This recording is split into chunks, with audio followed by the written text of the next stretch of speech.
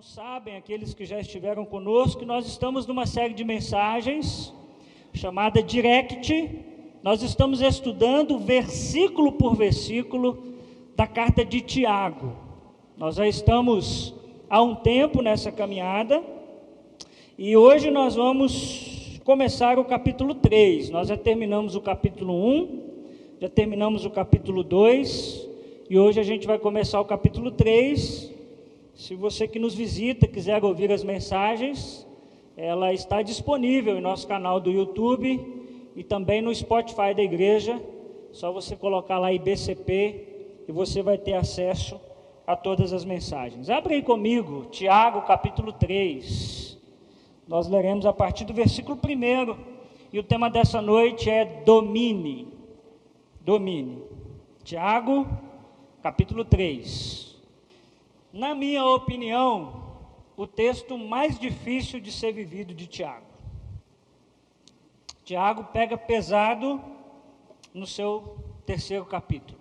Tiago, capítulo 3, a partir do versículo 1, faça a gentileza de olhar ao seu lado e ver se não tem alguém sem Bíblia e compartilhe com ele a palavra do Senhor. Nós leremos a partir do versículo 1. Os irmãos encontraram? Amém?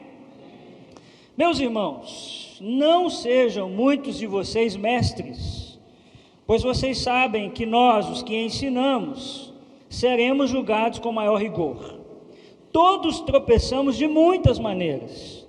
Se alguém não tropeça no falar, tal homem é perfeito, sendo também capaz de dominar todo o seu corpo. Quando colocamos freios na boca dos cavalos, para que eles nos obedeçam, podemos controlar o animal todo. Tomem também como exemplo os navios, embora não sejam tão grandes e impelidos por fortes ventos, são dirigidos por um leme muito pequeno, conforme a vontade do piloto. Semelhantemente, a língua é um pequeno órgão do corpo, mas se vangloria de grandes coisas. Vejam como um grande bosque é incendiado por uma simples fagulha. Assim também a língua é um fogo, é um mundo de iniquidade. Colocada entre os membros do nosso corpo, ela contamina a pessoa por inteiro, incendeia todo o curso de sua vida, sendo ela mesma incendiada pelo inferno. Toda espécie de animais, aves, répteis e criaturas do mar, doma-se e tem sido domada pela espécie humana. A língua, porém, ninguém consegue domar. É um mal incontrolável, cheio de veneno mortífero. Versículo 9. Com a língua bendizemos o Senhor e Pai, e com ela amaldiçoamos os homens feitos à semelhança de Deus. Da mesma boca procedem bênção e maldição. Meus irmãos, não pode ser assim. Acaso podem sair água doce e água amarga da mesma fonte? Meus irmãos, pode uma figueira produzir azeitonas, ou uma videira figos? Da mesma forma, uma fonte de água salgada não pode produzir água doce. Vamos orar mais uma vez? Senhor, nós estamos diante da palavra do Senhor e pedimos, Senhor, nos dá tudo que precisamos nessa noite, nos dá discernimento, nos dá sabedoria, e que o Espírito do Senhor abra a nossa mente, abra o nosso coração, e que a palavra do Senhor frutifique em nós, para a honra, para a glória e para o louvor do nome do Senhor. Te pedimos assim no nome de Cristo Jesus, amém e amém. Irmãos, é interessante a gente perceber que nessa parte de Tiago traz orientações e correções àqueles que queriam ser mestres na igreja. Ele começa no versículo 1 dizendo: não sejam muitos de vocês mestres. Ele começa agora a falar dos pecados cometidos com a língua, que era o principal instrumento dos mestres, o principal instrumento daqueles que ensinavam a igreja naquele tempo e que continuam a ensinar até hoje. Os irmãos certamente sabem disso. O dom de ensinar é algo dado por Deus.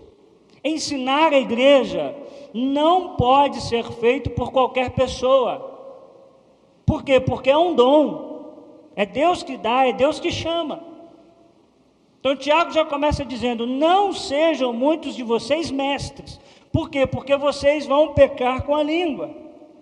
Tiago, nós já vimos que ele já demonstrou sua preocupação com os pecados da língua no capítulo 1, versículo 19. Ele encorajou os seus leitores a serem tardios para o quê? Quem lembra? Para falar. Veja que essa é uma preocupação de Tiago. No mesmo capítulo, no versículo 26, Tiago, no capítulo 1, versículo 26, a ação de refrear a língua é destacada como um dos principais ingredientes de uma religião pura ou de uma religião verdadeira. E agora Tiago vai atacar esse problema de uma maneira mais minuciosa, de uma maneira mais clara. Por isso que nessa noite, eu quero te ensinar, aquilo que, baseado aqui em Tiago, 3 conselhos sobre o uso da língua. Você que nos visita, eu tenho sempre desafiado a igreja a anotar aquilo que nós conversamos, para que durante a semana você possa se lembrar e revisitar o que nós conversamos. 3 conselhos sobre o uso da língua. O primeiro deles, os irmãos podem ler aqui em cima comigo, vamos juntos? Devemos andar atentos com o que falamos. Olha aí os versículos 1 e 2. Meus irmãos, não sejam muitos de vocês mestres, pois vocês sabem que nós, os que ensinamos, seremos julgados com maior rigor. Todos tropeçamos de muitas maneiras. Se alguém não tropeça no falar, tal homem é perfeito, sendo também capaz de dominar todo o seu curso. Mais uma vez, Tiago faz uma advertência sobre o ofício de ensinar. Tiago estava muito preocupado com isso, irmãos, porque quem ensina tem sobre si uma responsabilidade absurda. E parece que naquelas igrejas a quem Tiago está escrevendo, o pessoal começou a achar bonito ensinar. Começou a achar bonito ir para frente da igreja e dizer, olha, o que a Bíblia diz, o que a Bíblia ensina é isso, é isso, é isso. Esse ministério certamente conferia e confere não só a questão de autoridade, mas de destaque. Imagine no primeiro século, onde pouquíssimas pessoas sabiam ler, você ensinar as pessoas. Consegue entender o quanto isso dava destaque para aquelas pessoas? Poxa, a maioria não sabia nem ler, o fulano sabe ensinar, ele lê, ele interpreta e ele ainda ensina.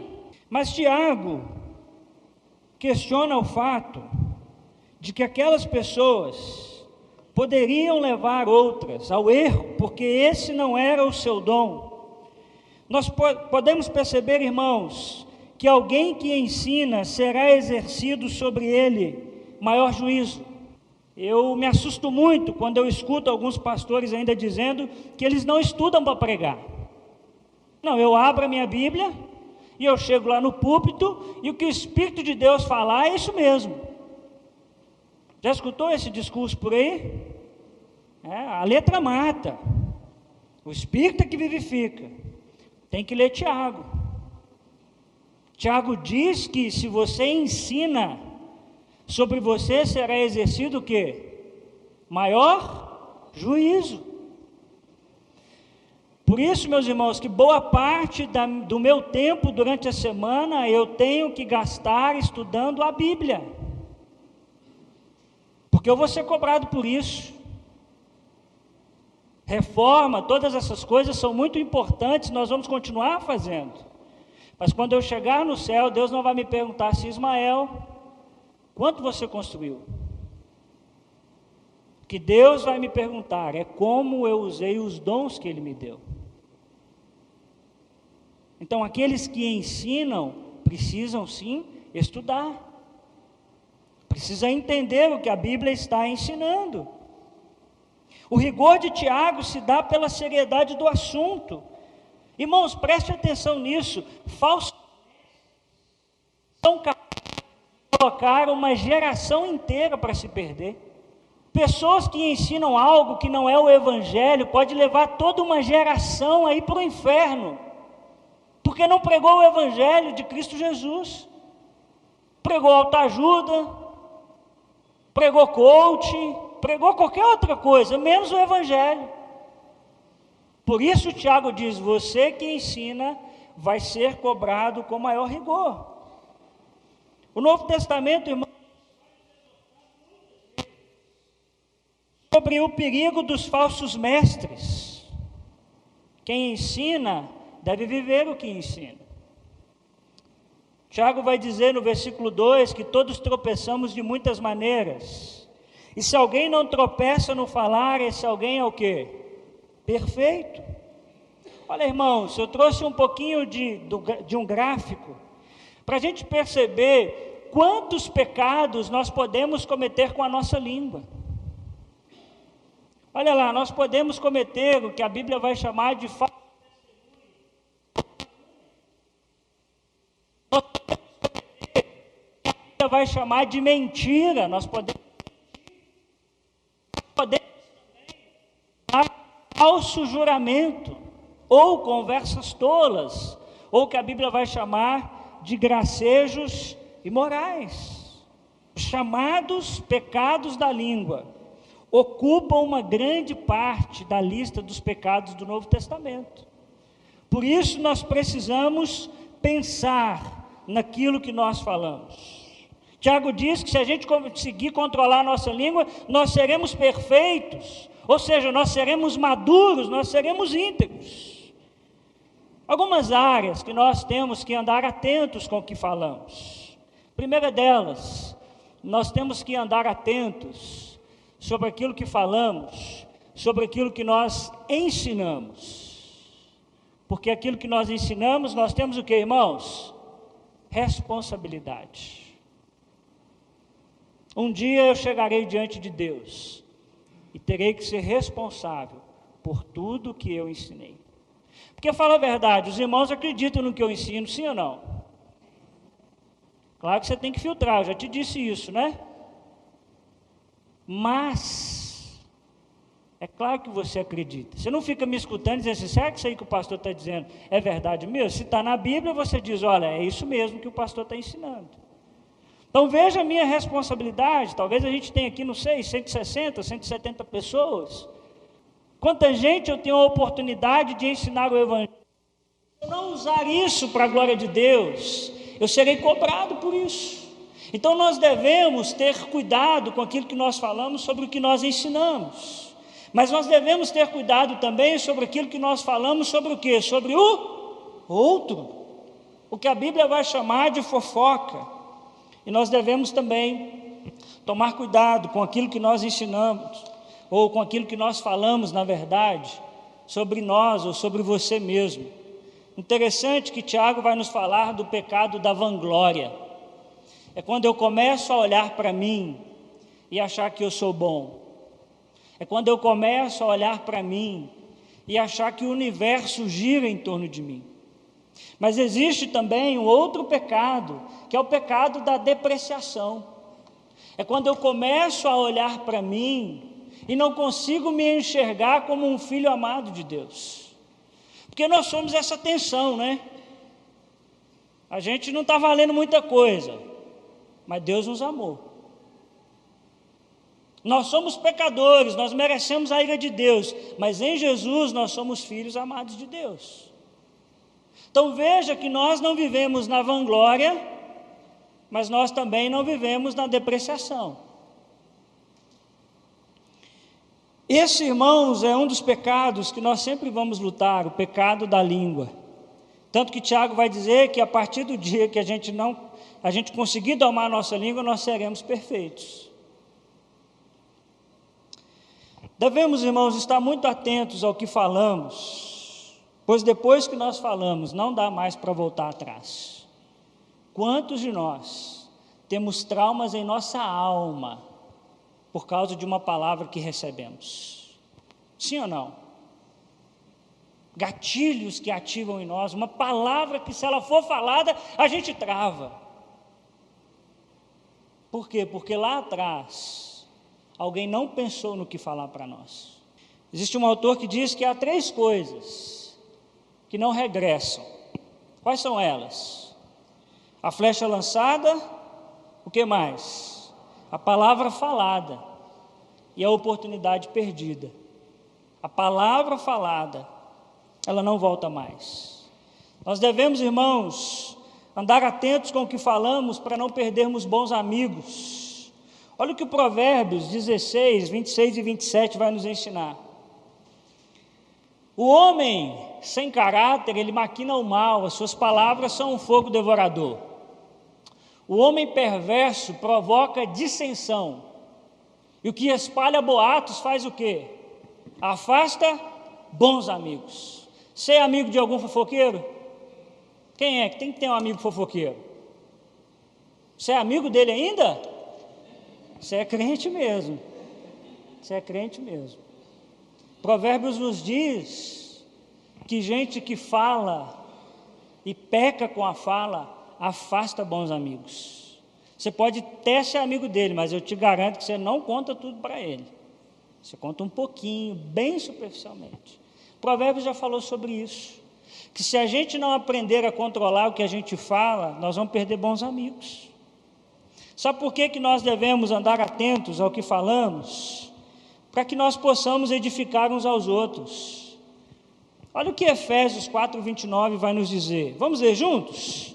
Nenhuma palavra torpe saia da boca de vocês, mas apenas o que for útil para edificar os outros, conforme a necessidade, para que conceda graça aos que o ouvem. Nenhuma palavra torpe saia da boca de vocês.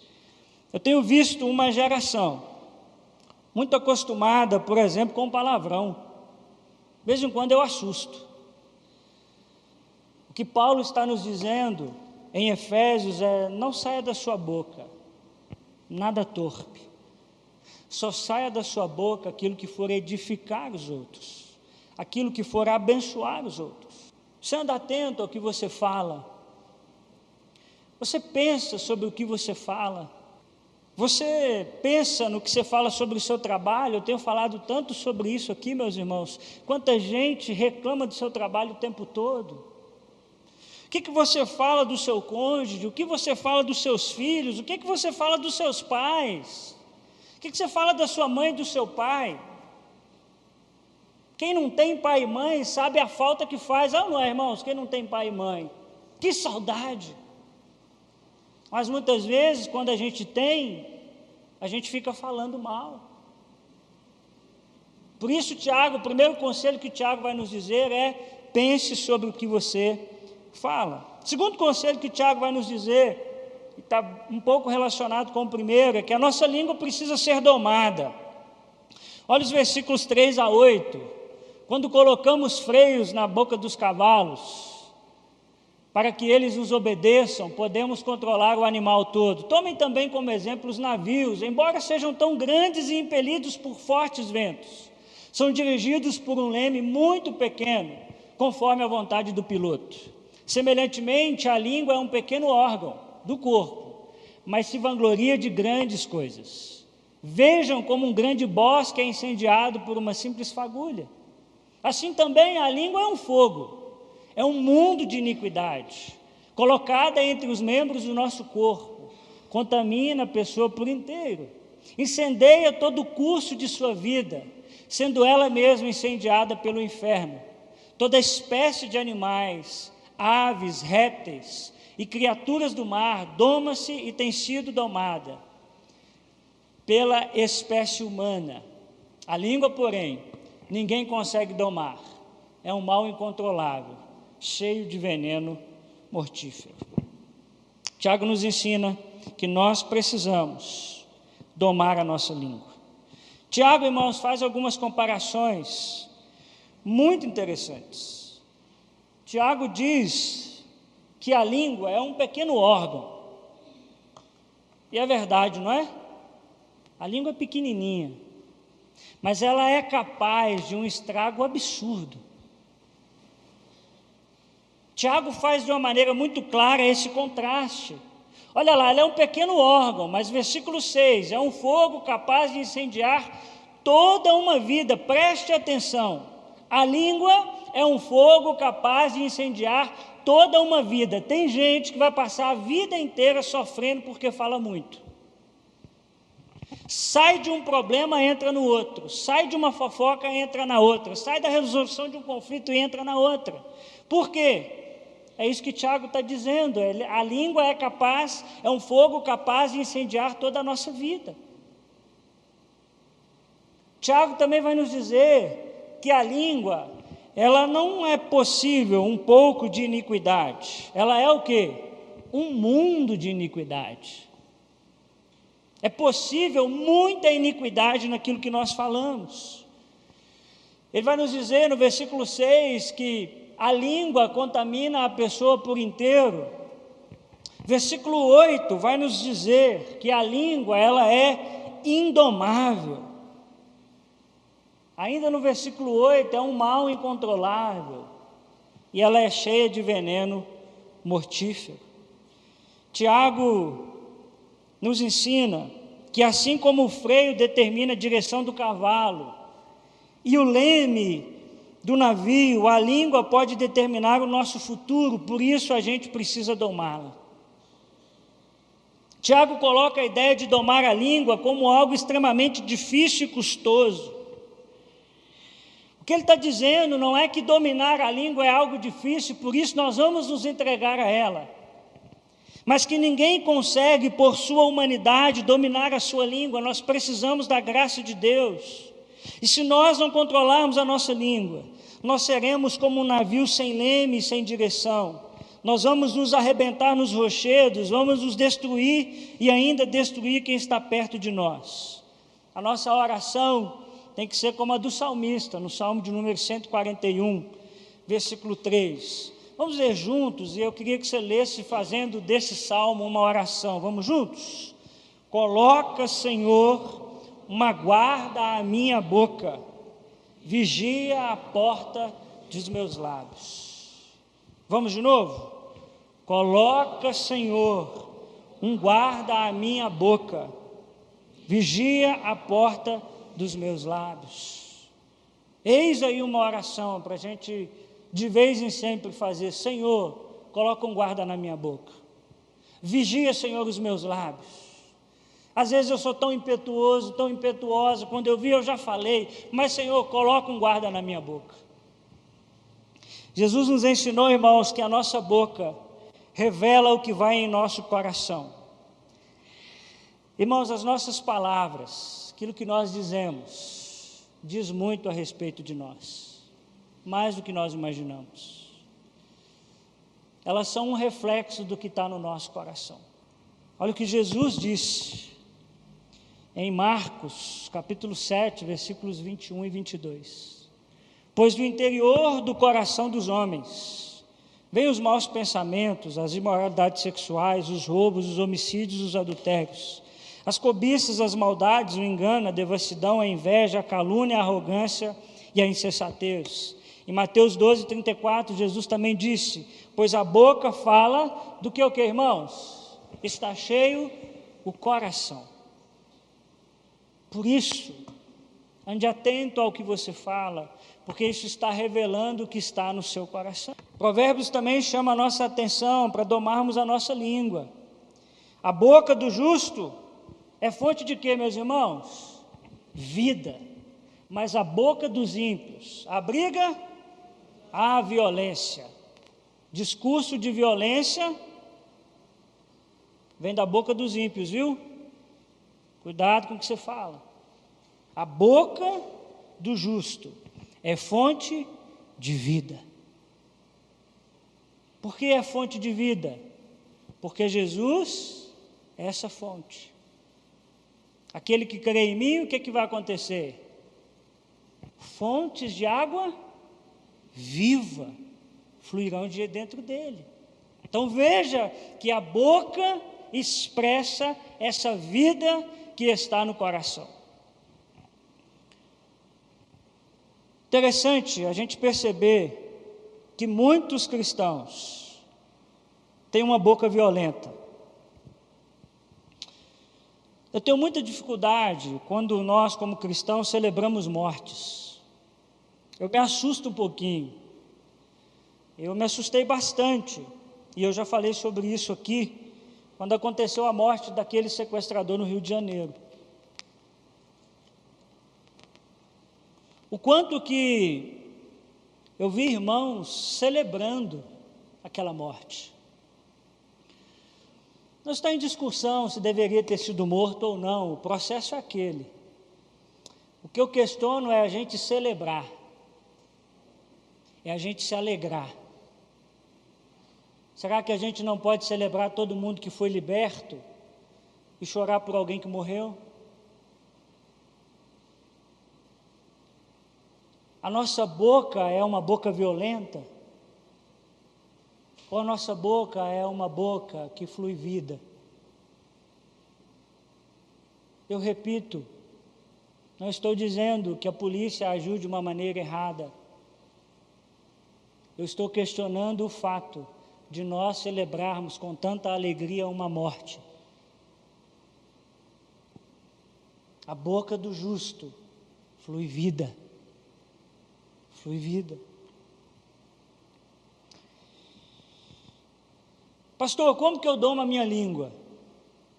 Você precisa passar pelas 3 peneiras. Com certeza você já deve ter ouvido essa história, mas eu preciso te lembrar dela. Alguns vão atribuir ela a Sócrates.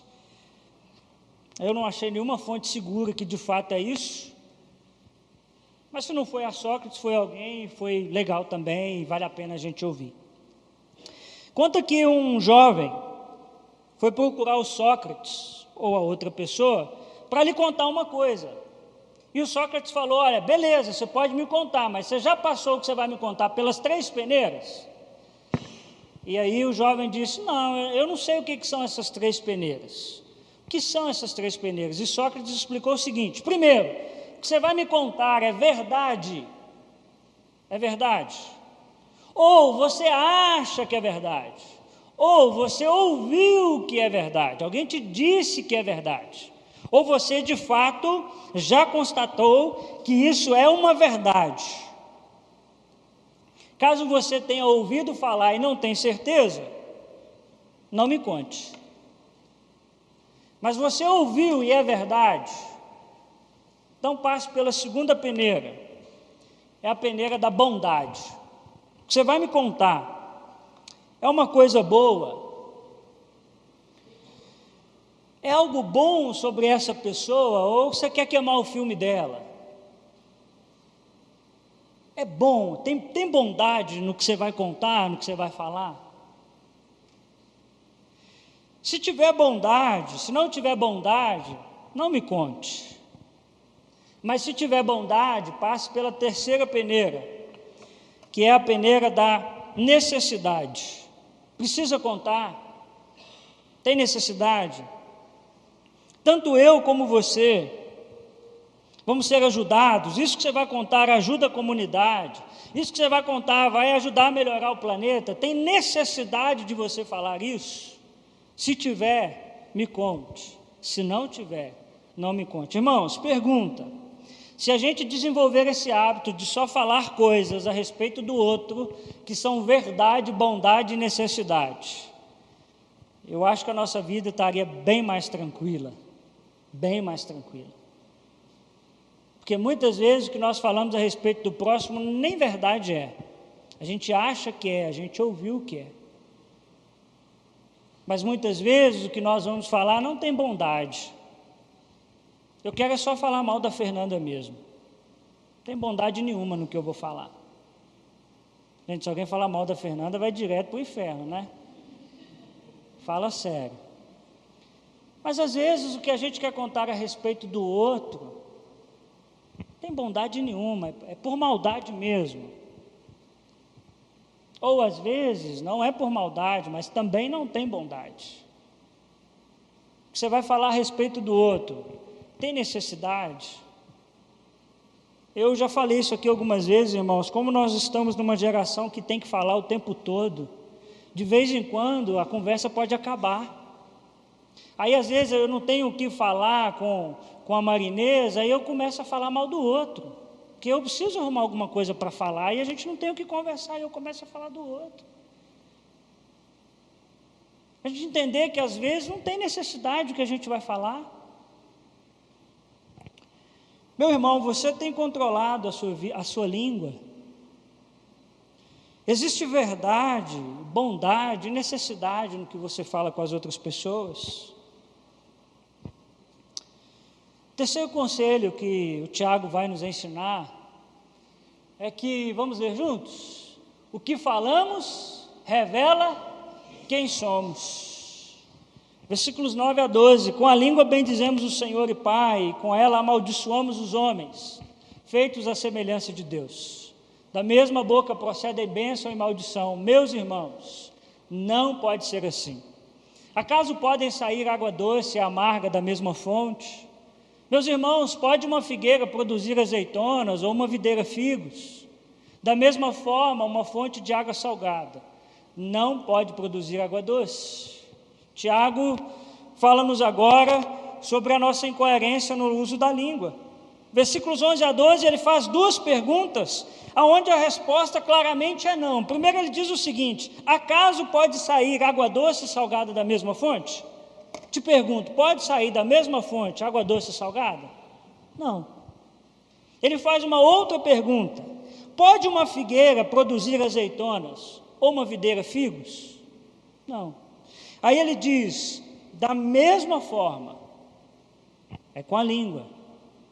Nós temos que escolher se com a nossa língua nós bendizemos a Deus ou nós amaldiçoamos os homens. Precisamos escolher, irmãos, se nós vamos abençoar ou amaldiçoar com a nossa língua. Eu trouxe dois exemplos para a gente entender o quanto que o uso da língua é sério, né? O primeiro é o Martin Luther King, né? O pastor batista, que levou toda a sua nação, por meio de seus discursos, a repensarem a igualdade entre os negros e brancos, nos idos de 1960. Em 1963, ele conseguiu levar 200 mil pessoas, aonde ele disse e pronunciou o seu tão famoso discurso. Quem lembra o nome do discurso? Eu tenho um sonho. Em 1964, ele ganhou o Prêmio Nobel da Paz e o governo americano sancionou leis dos direitos civis favoráveis às minorias sociais. Alguém que usou da sua língua para abençoar. Mas também tem um exemplo muito ruim. Quem lembra desse sujeito aí? Você conheceu ele ou não? Só nos livros de história, né? O Adolf Hitler. Era um orador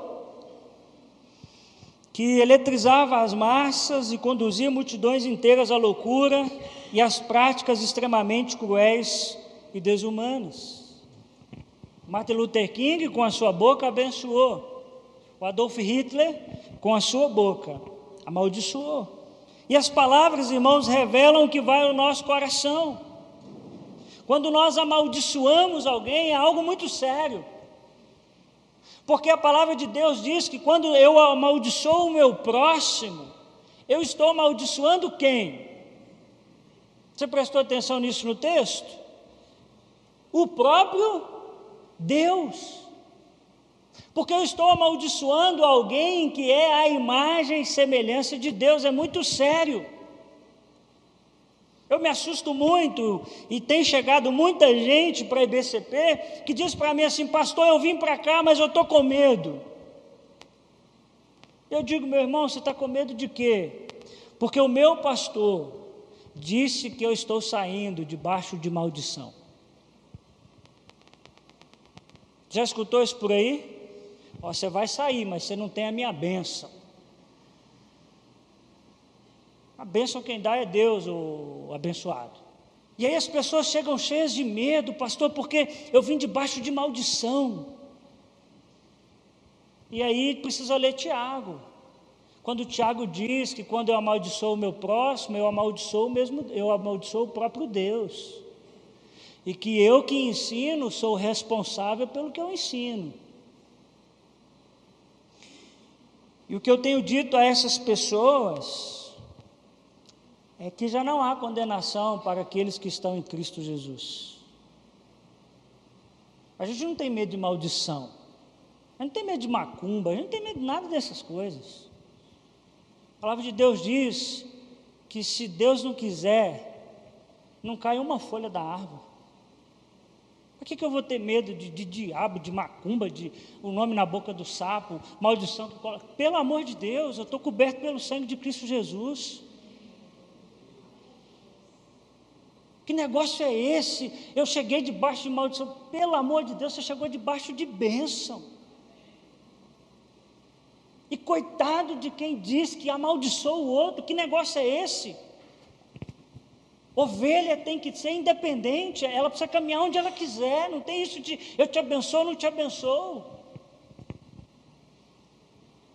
Eu quero muito, meu irmão, que você fique aqui na igreja, que a gente cresça muito, mas se você quiser uma outra comunidade, Deus te abençoe, que você frutifique aonde você estiver.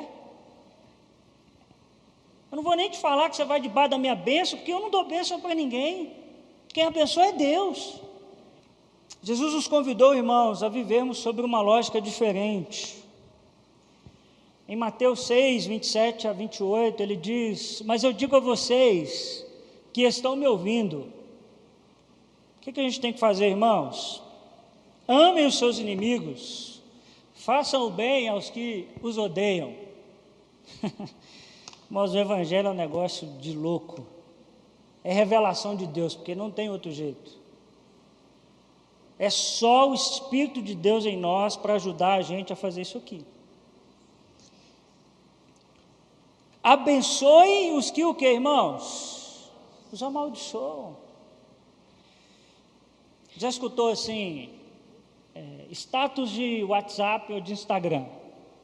Desejo a você 10 vezes mais do que você me desejar. Já viu essa bobeira? Então, se você me desejar maldição, como eu sou de Jesus, eu sou muito bonzinho, 10 vezes mais maldição sobre você. Se você me abençoar, 10 vezes bênção sobre você. A lógica de Jesus é diferente, abençoe quem amaldiçoar você. Então, o abençoado lá que falou que você está debaixo da maldição, abençoa ele. Abençoa ele. Orem por aqueles que os maltratam. O apóstolo Paulo viveu essa realidade em 1 Coríntios 4, 12 a 13. Ele diz: trabalhamos arduamente com nossas próprias mãos. Quando somos amaldiçoados, o que nós fazemos? Ele está falando dos apóstolos. Quando somos amaldiçoados, o que a gente faz? Oração para Deus arrancar a cabeça do outro, para quebrar o joelho do outro? Não, nós abençoamos. Quando perseguidos, o que nós fizemos? Suportamos. Quando caluniamos, quando caluniados, paguei na mesma moeda, é isso? Respondemos o quê? Amavelmente. Já pensou? Você recebe uma calúnia lá no seu trabalho e você responde amavelmente. Uau!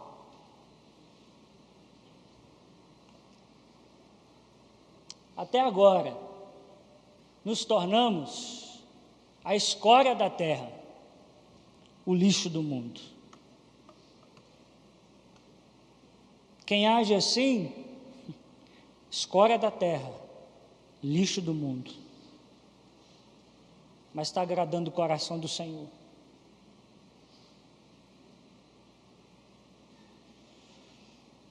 Quando a gente é caluniado e a gente responde amavelmente, as pessoas que estão à nossa volta dizem assim: você é bobo. Mas Deus sabe do nosso coração. Deus vê o que ninguém vê. Deus sabe quanto isso é difícil e o quanto isso fere a gente. Eu já contei essa história quando eu cheguei aqui na igreja, quero repeti-la bem rapidinho, que eu tinha começado o ministério na outra igreja, que eu era pastor de jovens, a Metropolitana de Contagem. Eu estava voltando para casa, depois de um culto de domingo à noite, eu estava assim, muito recente de casado, mas bem recente. E eu estava subindo o morro lá do bairro onde a gente morava, porque Belo Horizonte não tem muito morro, você sabe disso, né? Só naquele bairro que eu morava tinha um pouquinho de morro. E o rapaz da minha frente, ele parou e deu seta, porque ele ia entrar na garagem. O que eu fiz? Eu parei. Não foi com essa tranquilidade, né? Eu parei bruscamente. Porque quando a gente tira a carteira, a gente acha que o mundo vai acabar, né? A gente precisa correr, porque senão... E aí eu parei, no que eu parei, veio um carro atrás, e o cara parou com quase bateu. Mas eu também não tive muita culpa, se eu não parasse, eu ia bater. E de repente aquele rapaz desceu do carro, muito revoltado, muito revoltado. E a Ilan estava do meu lado, recém-casado, e o rapaz, desce que eu vou quebrar você, eu vou quebrar seu carro, eu vou não sei o que lá. E aí a Ilan já bateu na minha perna, disse, calma. E minha mão aqui no volante até tremendo de vontade de descer. Aí você já vai pensando, né? Tem um macaco no porta-mala, tem um extintor debaixo do banco. Você vai fazendo a sua tática de guerra, né? E aí diz ele que era bombeiro civil, bombeiro militar, sei lá, queria minha carteira de motorista. Aí eu falei, ô meu amigão, me ajuda aí, né? É bombeiro, tu quer minha carteira de motorista? Não, vou te dar não. E ele desce que eu vou te quebrar. Irmãos, e de verdade, sabe o que passava no meu coração? A minha esposa achava que eu sou um frango. Eu acabei de casar. Eu preciso mostrar para ela que ela casou com um homem de verdade. O cara fica, desce, que eu vou te quebrar, vou quebrar seu carro. E aí, Ilan, calma. E eu falo com esse rapaz, vamos brigar não. Tranquilo. Fique em paz. Não, moço, vamos brigar não. E aquilo, irmãos, eu tremia. Se a Ilan não tivesse aquele dia, irmãos, eu não vou mentir não, a gente tinha dado ruim. Ele ia quebrar meu carro, eu ia quebrar o carro dele, não tinha jeito.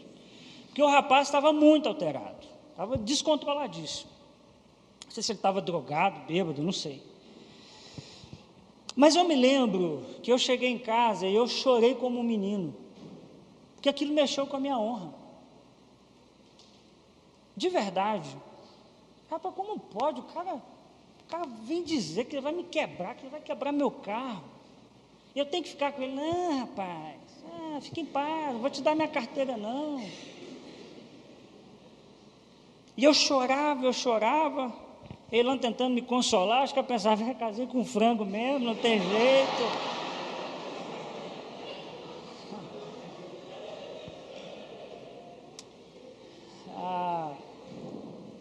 Mas eu me lembrei, incrível, enquanto eu chorava, eu me lembrei das palavras de Jesus. Quando ele disse que nós seríamos bem-aventurados quando nós sofrêssemos algo pelo nome dele. E agir como Jesus pede que a gente haja é mais importante do que a nossa honra. Porque a gente não tem honra, né, pessoal? Que honra que a gente tem? Por que eu estou te dizendo isso? Porque a gente vai ser a escória do mundo mesmo, é o que Paulo falou. A gente vai ser lixo. Mas nós estaremos agindo como Jesus nos chamou. Nós seremos frangos de Jesus. Foi ruim, né? Tinha um jeito melhor de terminar o sermão, não tinha?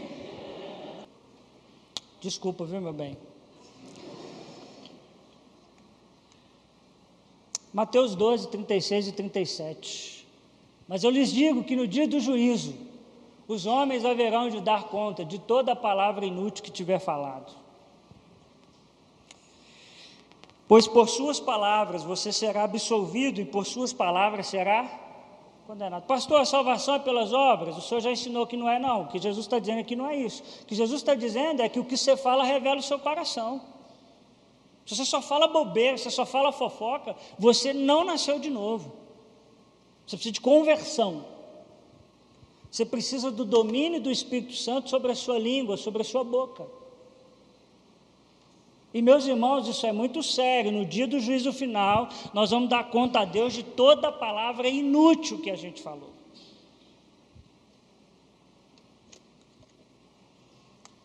Vamos terminar vendo o exemplo de Jesus em 1 Pedro 2, 21 a 24? Para isso vocês também foram chamados. Presta atenção, hein? Para isso vocês também foram chamados. Pois também Cristo sofreu no lugar de vocês, deixando-lhes o quê? Exemplo para que sigam o quê? Seus passos. Ele não cometeu pecado algum, e nenhum engano foi encontrado em sua boca. Quando insultado, o que ele fazia? Não revidava. Quando sofria, não fazia ameaças, mas entregava-se àquele que julga com justiça. Ele mesmo levou em seu corpo os nossos pecados, sobre o madeiro, a fim de que morrêssemos para os pecados e vivêssemos para a justiça. Por suas feridas vocês foram curados. Esse é o exemplo de Jesus para nós. Agora você precisa escolher, viu? Se você vai querer viver como Jesus te pede, te orienta, ou se você vai agir na sua carne mesmo. A pergunta que eu termino nessa noite é: você está disposto a entregar essa área da sua vida a Deus diariamente? Se você está, faça uma coisa. Primeiro, reconheça: Senhor, eu falo demais. Senhor, eu gosto de uma fofoquinha. Eu não sei nem por que eu gosto, mas eu gosto. Eu reconheço. Meu pecado é a fofoca. Ou o meu pecado é, Senhor, é vanglória. Eu acho que eu sou o bambambam, a bambambam. Segundo, confesse. Diga para Deus. Terceiro, mude. Você fofoca, amanhã você levanta de manhã e diz: hoje eu não vou fofocar. Hoje não. Aí se você não aguentar e fazer uma fofoquinha, você diz: mas de tarde eu não fofoco. Pô, é assim, irmãos, é luta, é luta. Isso é difícil, é batalha espiritual. Mas de tarde eu vou segurar as pontas.